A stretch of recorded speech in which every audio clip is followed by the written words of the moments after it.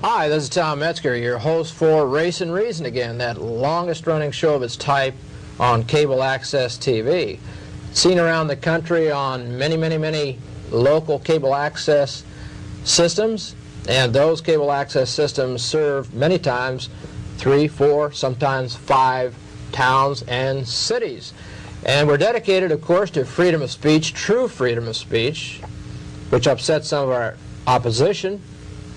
We feel we're an island of free speech in a sea of controlled and managed news, and if you don't think news and so forth is controlled, only 26 corporations control all the media in the United States.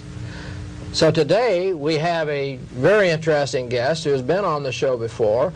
His name is Nicholas Schreck, and he has a musical group and organization called Radio Werewolf that he terms a musical terrorist organization, and he's also a revisionist writer who has written a book called The Study of Charles Manson. Nice to have you here. Always a pleasure Nicholas. to be here, Tom. How are you? What's been happening to Nicholas Schreck since the last time we met? Well, we're entering phase 2 of Radio Werewolf's operation for world dominion, and what we're waging is a cultural war right now on every front, in music, in literature, utilizing the media against itself. What we're trying to do is bring back a resurgence of the Western European tradition that has been all but lost in the world.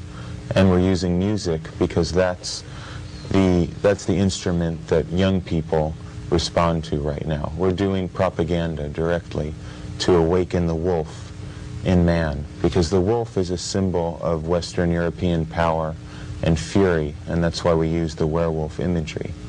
Now you have used what you had termed neo-Gothic music in the past. Well, Gothic, of course, is a Germanic tribe, and there's a spirit to the Western people that is unique in the world, and it is a Gothic spirit, and I think that's the purest form of Western culture, and I think we keep that flame alive in Radio Werewolf. I understand you're talking about the evolution of this, that your music is getting more into the political... Well, our music, well, I wouldn't say political, because we transcend politics. Politics is merely the puppet show of human beings, and we transcend that, but we are interested in the control of human beings for our own purposes.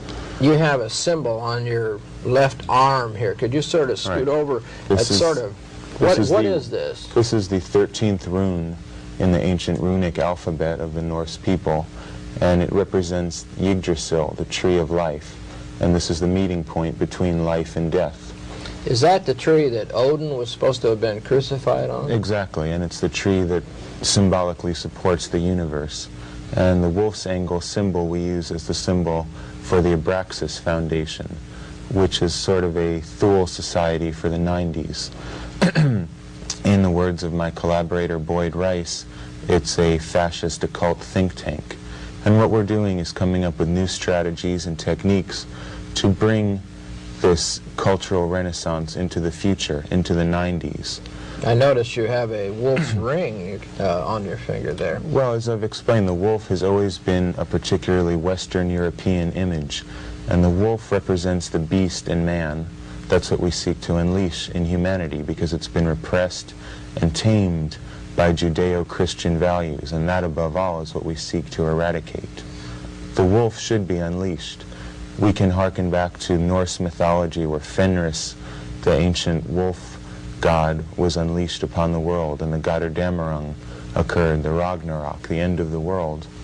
And symbolically, that is what we are undergoing right now in history, an end of the old order, an end of the old world, and the beginning of a new order. The end of the economic determinist idea and moving towards race and culture? Of every idea, of every traditional idea of the past. In my opinion, we're living in a dead world.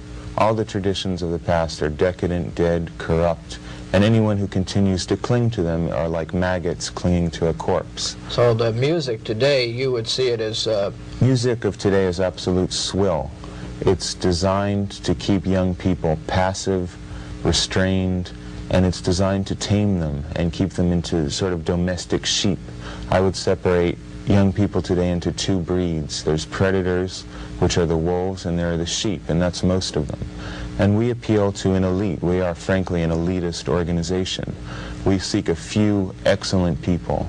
We don't want a lot of dross. We don't want a lot of mediocre followers. What we want are people who are capable of action.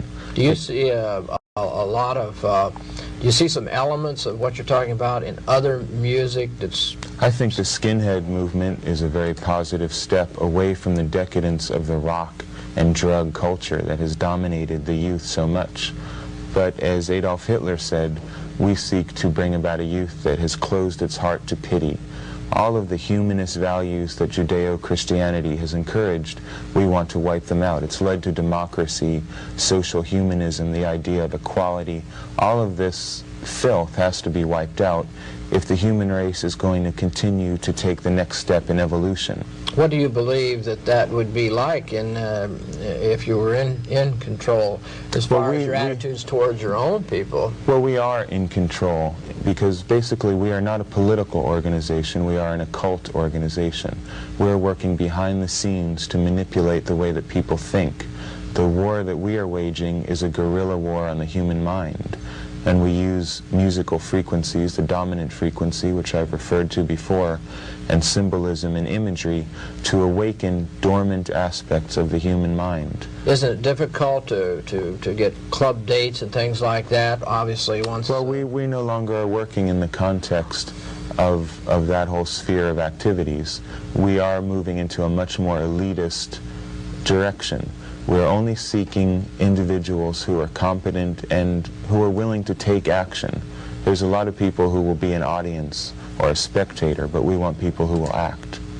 And so the Abraxas Foundation's been for some time? Or? The Abraxas Foundation is an organization that Boyd Rice and myself founded, and it's dedicated to bringing about the values which we consider true and determined by the natural order. And in our opinion, humanity has moved away from nature, and race mixing, genetic suicide, the destruction of the gene pool, all of that is completely inimical to the natural order. We need to return to order. Is this, could this parallel somewhat Nietzscheism and Nietzsche? Well, Nietzsche was certainly a forerunner of our thinking because basically we're concerned with evolution, maintaining the very best of humanity and destroying weakness, destroying everything that Judeo-Christianity has succored and kept alive. We have no concern for the homeless, particularly. We don't have any concern in helping people. We're not seeking to convert people. As far as I'm concerned, in 1988, this is the cutting point. Either you're with us now or you never will be with us. What do you think about writers like, say, Oswald Spengler writing A Decline of the West, the cycles of civilization? I very much believe we are now in a cycle of order. The 60s, 20 years ago, represented a cycle of decay, and since my message is directly intended for young people, I would say it's about time that young people move away from the corrupt values of the 60s, the drug culture, race mixing, equality. The whole chaos of that period is ending, and we're going to see a new social movement in the 90s that will make Nazism and fascism look like kindergarten.